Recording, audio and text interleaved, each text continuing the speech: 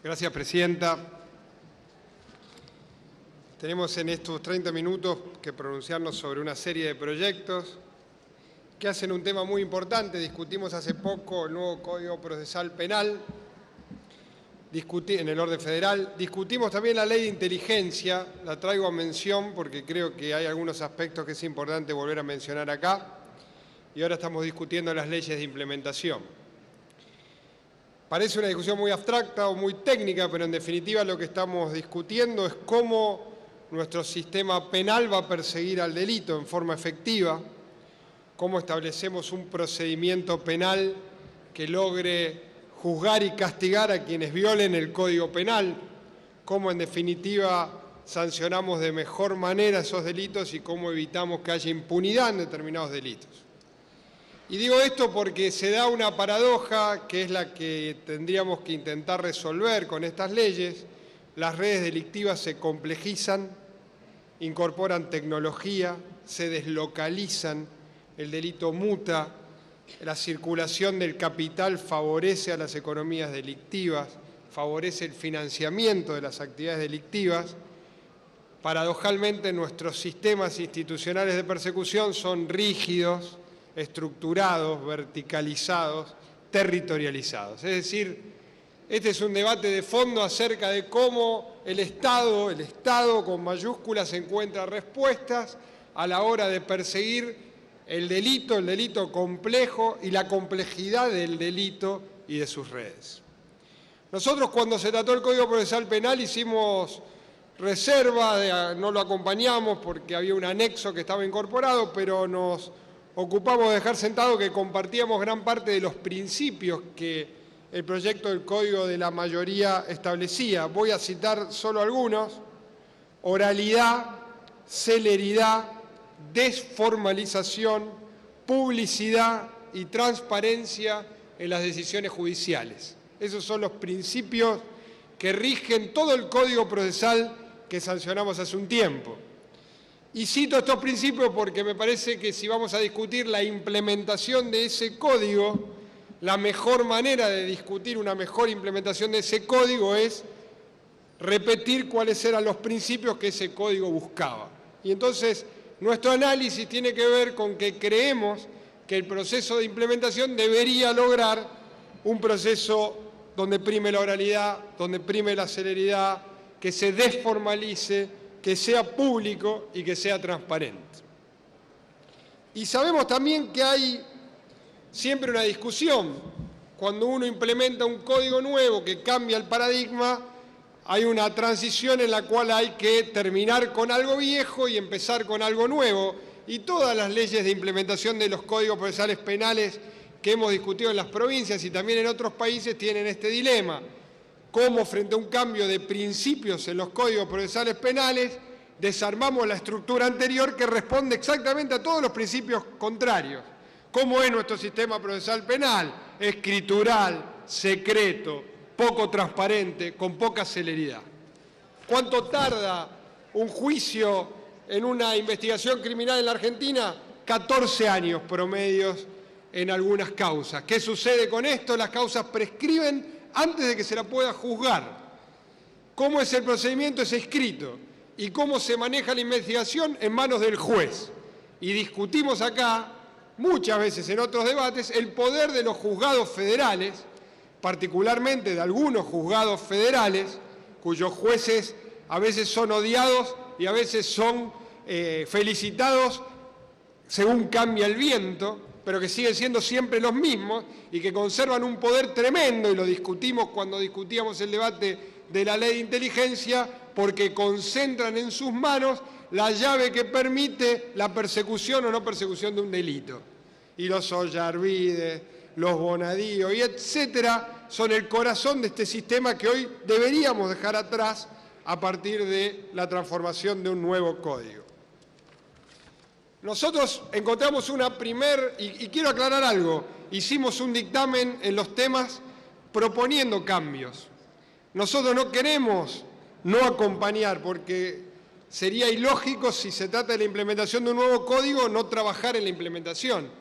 como no encontramos eco para los cambios, quisimos en el dictamen decirles lo que nos parecía, en nuestra opinión, debería ser, tratando de aportar a este debate. Si no se puede hoy, será cuando se vuelva a discutir. Pero vuelvo a decir algo, el debate en el Senado fue muy demostrativo de un concepto que para mí rige todas estas leyes, y que es el del empate.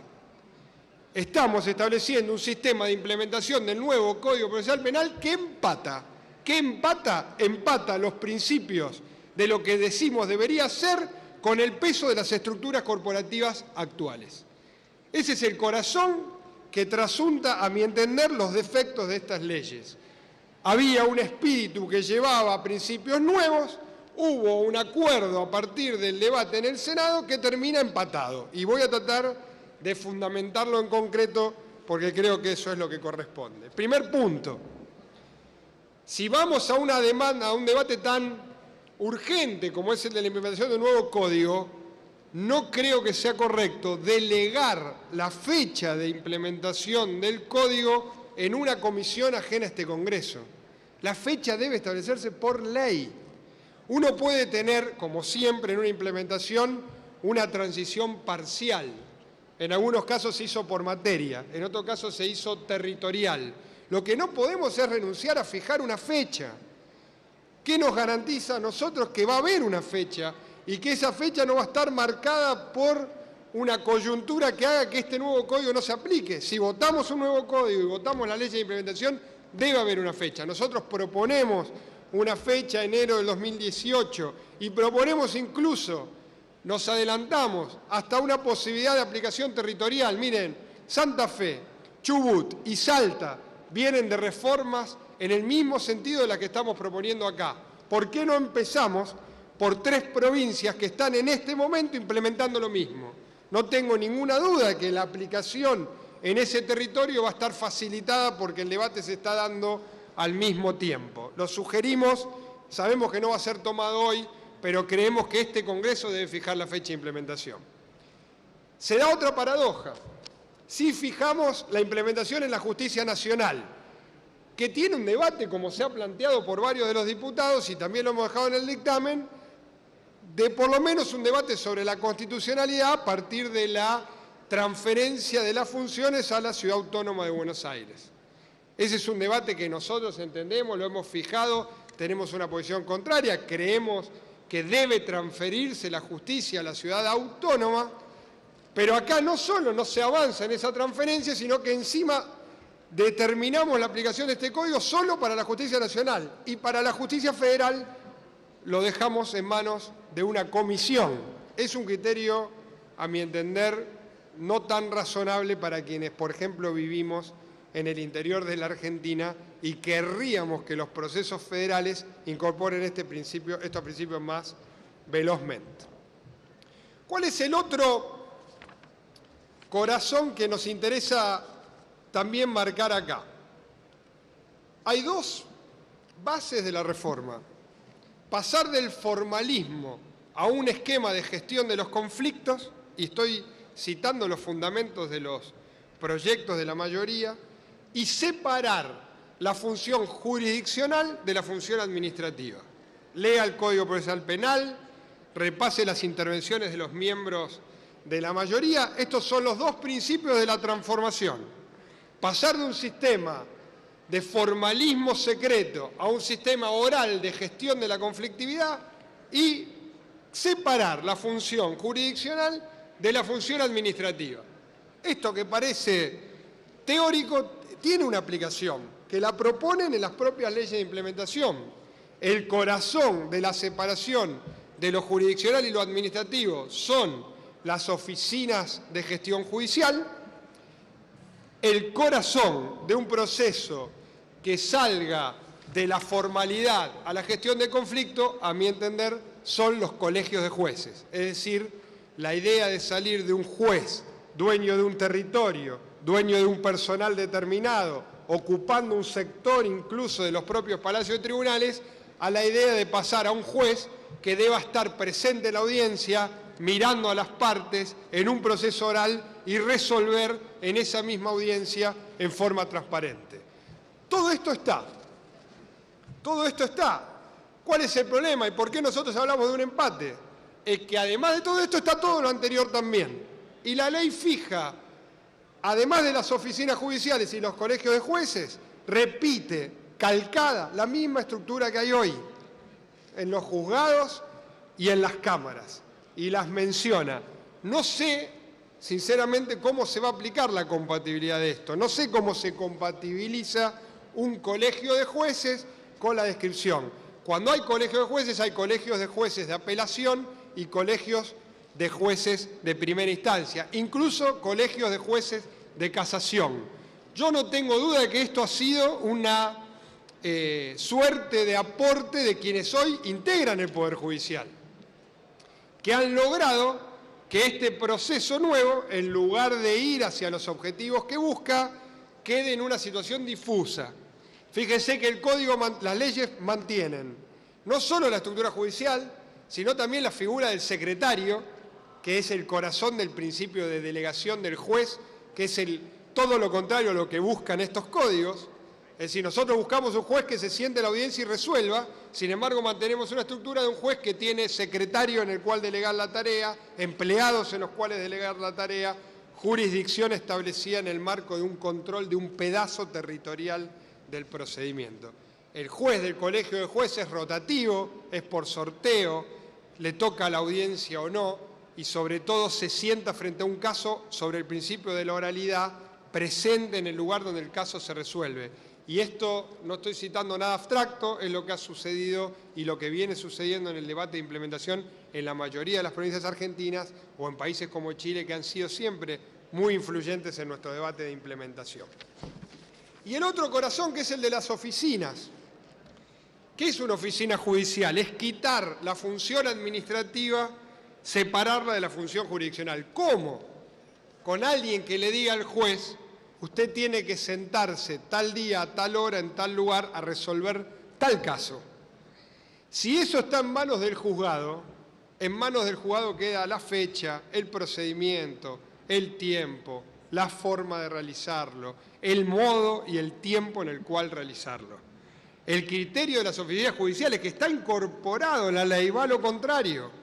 Hay distintos modelos. Mire, yo me he hecho un cuadro, espero encontrarlo, de cómo eso funciona en muchas provincias argentinas. Hay distintos modelos. Hay modelos, por ejemplo, en la provincia de Chubut existen 5 oficinas correspondientes a cada circunscripción judicial.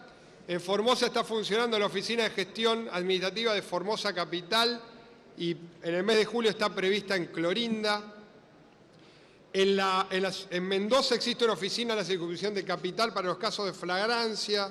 En Neuquén existen 5 oficinas judiciales, una por cada circunscripción judicial. En Santa Fe existen 7 oficinas judiciales. Existen 4 en la provincia de Santiago del Estero. Es decir, el corazón de la oficina judicial es todo el poder administrativo fuera y separado de quienes tienen que ejercer la función jurisdiccional. El juez se sienta y juzga, ese es el principio. Todo el corazón del armado administrativo está en una oficina separada del juzgado. ¿Por qué es importante esto?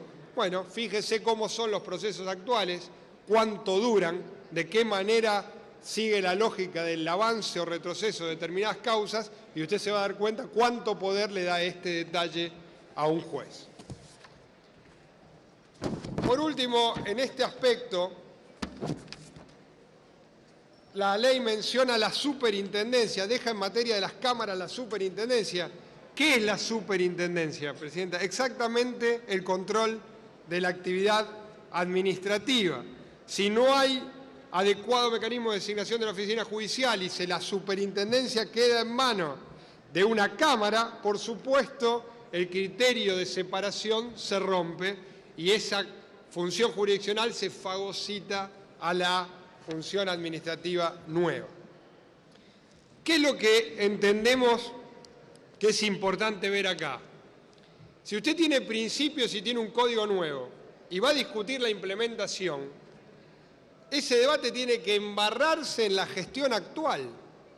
Si no, usted no va a resolver en términos prácticos lo que usted se propuso resolver en términos teóricos. Y lo decimos en defensa del código que la mayoría aprobó. Si vamos a modificar la estructura incorporando estos institutos nuevos, entonces hay que correr los institutos viejos. Y hay que dejar en claro que cuando usted pasa de un sistema al otro, no lo va a hacer de un día para el otro, pero tiene que dejar en claro acá que cuando se termina el sistema viejo, se termina. Ni siquiera en materia del procedimiento sobre los empleados queda establecido acá que va a haber un punto, una línea en el cual empieza el sistema nuevo y va a haber un traspaso. Obviamente no es una línea que se va a hacer mañana, pero no puede ser, como está sancionándose hoy, que sea una línea que no tenga fecha de inicio, porque no le damos fecha, va a depender de la Comisión de Implementación, pero que tampoco incluso tenga previsto que va a haber un punto límite en el cual se pasa del sistema viejo, como alguien diría, un punto en el cual lo viejo termina de morir y lo nuevo empieza a nacer. Creemos que ese es un principio que debe estar en los artículos. Yendo a la ley del Ministerio Público Fiscal, que tampoco vamos a acompañar en este caso, se ha hablado mucho, y no quiero ser reiterativo, sobre un corazón del problema, que son los mecanismos de designación y el poder que se le otorga al procurador. Acá hay un límite constitucional. La figura del procurador, como está establecido en nuestro régimen, tiene muy poco que ver con lo que pretendemos en esta reforma del Código Procesal Penal. No se lo podemos atribuir al oficialismo, porque esa es una discusión de fondo. Nosotros tenemos una Constitución donde está el procurador y donde también está el Ministerio Público Extrapoder. Hay muchas cuestiones que a nuestro entender forman parte de lo que debiera ser un Ministerio Público Fiscal más democrático y tiene que ver con, por ejemplo, la periodicidad de los fiscales, la forma de designación de los fiscales. Entendemos que en el caso de la procuración tal cual está, será materia de un debate futuro. Sin embargo, creemos que en las designaciones que corresponden a niveles inferiores del Ministerio Público, parte de estos principios deberían incorporarse. Queremos hacer un aporte, Presidenta, y probablemente no se haya dado una discusión en este debate. Nosotros hace un tiempo le dimos al Ministerio Público Fiscal, por ejemplo, las escuchas telefónicas, un poder que estaba en materia de los servicios de inteligencia y que ha pasado al Ministerio Público. Existen institutos muy importantes en relación a esto, porque, fíjese, no solo tiene que ver con el acceso a datos sensibles, tiene que ver con luego cómo se utilizan esos datos sensibles y tiene que ver también con luego qué pasa con los datos que no se utilizan, porque usted está ahí concentrando información que son datos personales que requieren un cuidado especial, que tienen que ver con datos que están protegidos en nuestro sistema, que luego que son utilizados en un proceso judicial no hay destino. Nosotros creemos que esta era una buena oportunidad, si vamos a dictar una ley de Ministerio Público, después de haberle dado esta atribución, de pensar en algunas instituciones como la del defensor de datos o de pensar en algunas instituciones que tengan que ver con la auditoría sobre el Ministerio Público en relación, por ejemplo, al manejo de datos sensibles. No lo piense necesariamente la coyuntura. Digo, en términos institucionales, nosotros le pasamos al Ministerio Público una función que durante mucho tiempo estuvo en manos de lo que son las agencias de inteligencia. El oficialismo lo ha fundado, a mi entender con razón, en la necesidad de la transparencia. ¿Qué vamos a hacer ahora que discutimos la ley del Ministerio Público para asegurar, por ejemplo, la transparencia de esos datos? ¿Qué cuentas le vamos a pedir al Ministerio Público? ¿Cuáles son las obligaciones del Ministerio Público Fiscal, por ejemplo, a la hora de rendir cuentas? ¿Qué rol va a tener esa rendición de cuentas frente a este Parlamento? Por ejemplo, una cuestión que no está incluida en la ley. La designación de los funcionarios coordinadores de distritos. ¿Cuál va a ser el criterio? ¿Cómo van a funcionar con el resto de los fiscales? Y por último, los funcionarios del Ministerio Público, ¿bajo qué controles van a estar? ¿Deberán presentar o no, por ejemplo, declaración jurada de sus bienes? ¿Deberán estar sometidos a algún mecanismo de auditoría pública? ¿Existirá una auditoría en el Ministerio Público Fiscal? Todos estos institutos existen en muchas de las regulaciones de incorporación del Ministerio Público Fiscal que hemos hecho en las distintas provincias argentinas a la hora de la implementación. Ninguna está incorporada en este proyecto de ley del Ministerio Público. Nos perdemos una enorme oportunidad en la defensa y custodia de los datos, en los mecanismos de auditoría, en la transparencia del Ministerio Público, de incorporar estos principios. Y quiero también mencionar que me parece que discutiendo una implementación del Código Procesal Penal es correcto dejar sentado otro olvido, que es un olvido de 150 años en la Argentina, que es la posibilidad de discutir una ley de jurados. Estamos discutiendo la implementación del Código Procesal Penal. Sabemos que el mecanismo del juicio por jurados responde exactamente a todos los principios que en el Código están establecidos. Si discutimos, hay enorme cantidad de proyectos en esta Cámara relativas a la implementación del juicio por jurados. Si nos toca la oportunidad de discutir la implementación de un nuevo Código Procesal Penal, qué mejor momento, Presidenta, para aprovechar y discutir en este marco la implementación del juicio por jurados. Estamos discutiendo la ley del Ministerio Público, estamos discutiendo la ley del Sistema de Defensa, estamos discutiendo la ley orgánica, estamos discutiendo la ley de implementación. ¿Cuándo, si no ahora, era el momento correcto para discutir una ley de jurados y saldar una deuda que, insisto, tiene más de 150 años en nuestro esquema institucional y que teníamos y tenemos, a mi entender, frente a esto, la gran oportunidad de saldar? Nosotros nos hemos, además, adherido al dictamen del diputado Garrido en materia de subrogancias. No quiero ser muy reiterativo al respecto, pero está saldado por la jurisprudencia interamericana y por la jurisprudencia de la Corte que el mecanismo que se está proponiendo para cubrir las subrogancias no es constitucional. Vamos a tener seguro en el futuro planteos al respecto. Pero déjeme también en sentido propositivo, por ejemplo, hacer algún aporte. Mire, a nosotros nos tocó discutir, lo decía el diputado Zabalza, la implementación del Código Procesal Penal en Santa Fe hace muy pocos años. Y el problema de las subrogancias es un problema de todo el sistema judicial argentino. Tenemos una cantidad enorme de vacantes en los juzgados, hay una demanda de celeridad, se utilizan los mecanismos de subrogancia para cubrirla. Pero existe posibilidad, mire usted, en la Nación tenemos una ley sancionada también hace un tiempo que permite concursar subrogancias sin necesidad de que la vacante se produzca. Es un mecanismo que este propio Congreso produjo para evitar que la vacancia se produzca y haya que esperar mucho tiempo hasta que el cargo se cubra. En nuestro caso incluso implementamos un mecanismo que fue sancionado por unanimidad.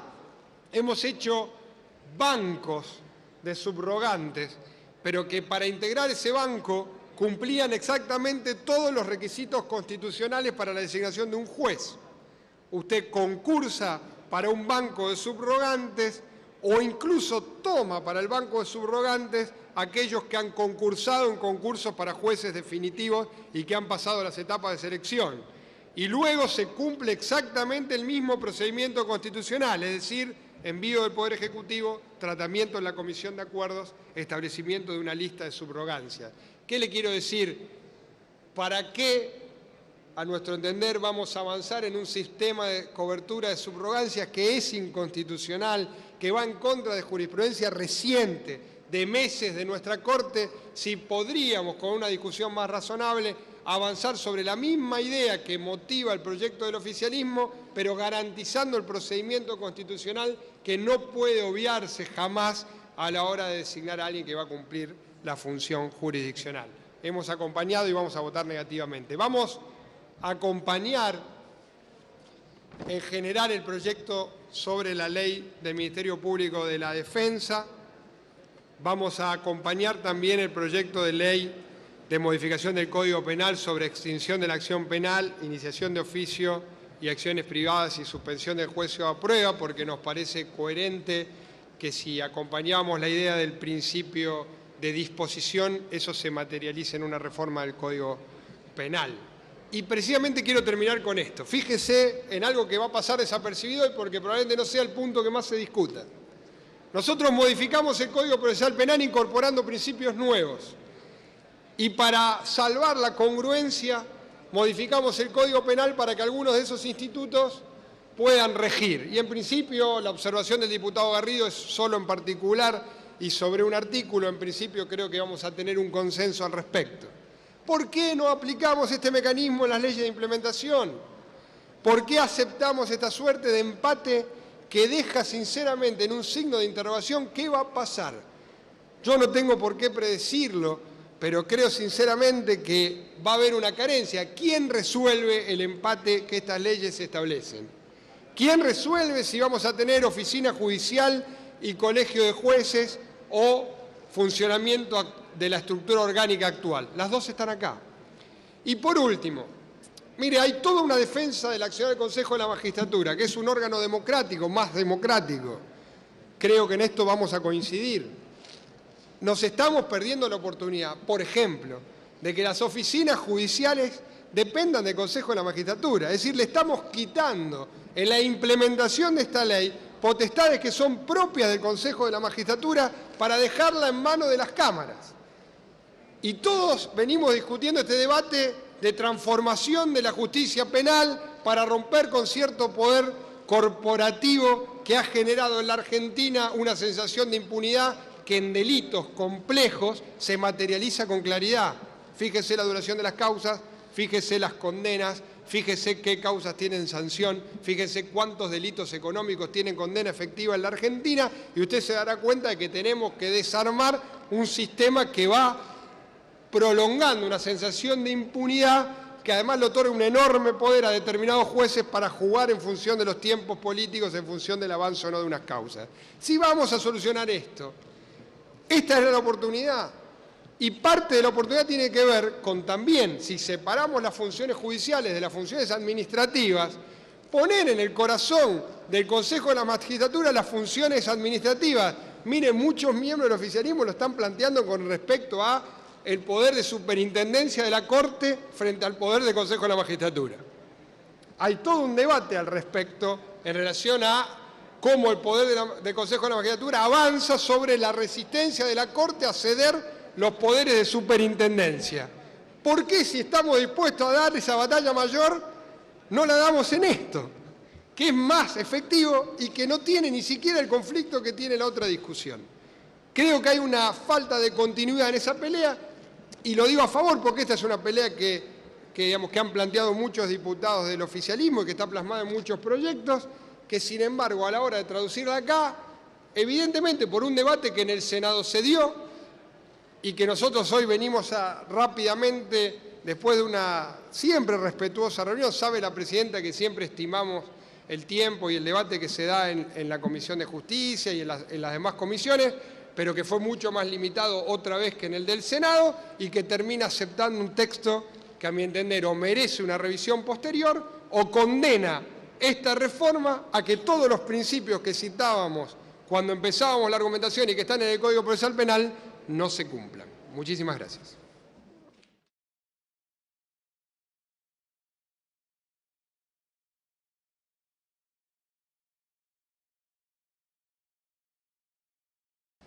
Gracias, presidenta. Tenemos en estos 30 minutos que pronunciarnos sobre una serie de proyectos que hacen un tema muy importante. Discutimos hace poco el nuevo Código Procesal Penal en el orden federal. Discutimos también la ley de inteligencia, la traigo a mención porque creo que hay algunos aspectos que es importante volver a mencionar acá.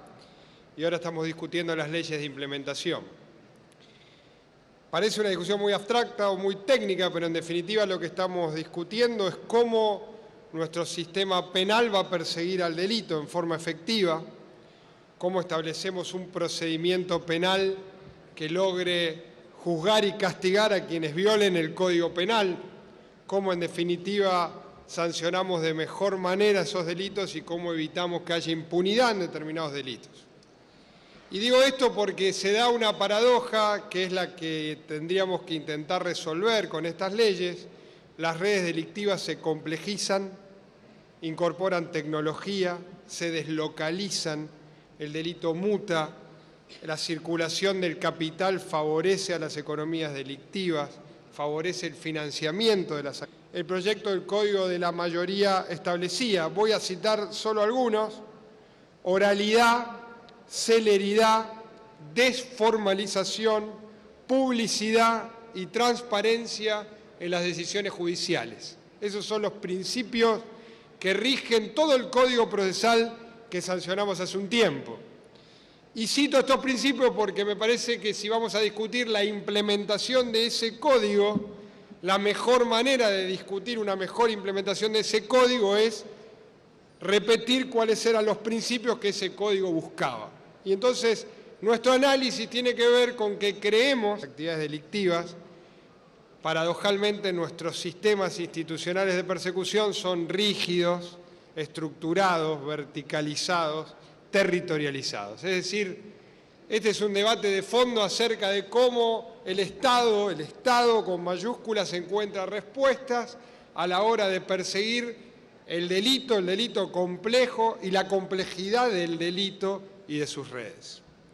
Nosotros, cuando se trató el Código Procesal Penal, hicimos reserva, no lo acompañamos porque había un anexo que estaba incorporado, pero nos ocupamos de dejar sentado que compartíamos gran parte de los principios que el proceso de implementación debería lograr, un proceso donde prime la oralidad, donde prime la celeridad, que se desformalice, que sea público y que sea transparente. Y sabemos también que hay siempre una discusión. Cuando uno implementa un código nuevo que cambia el paradigma, hay una transición en la cual hay que terminar con algo viejo y empezar con algo nuevo. Y todas las leyes de implementación de los códigos procesales penales que hemos discutido en las provincias y también en otros países tienen este dilema. Cómo frente a un cambio de principios en los códigos procesales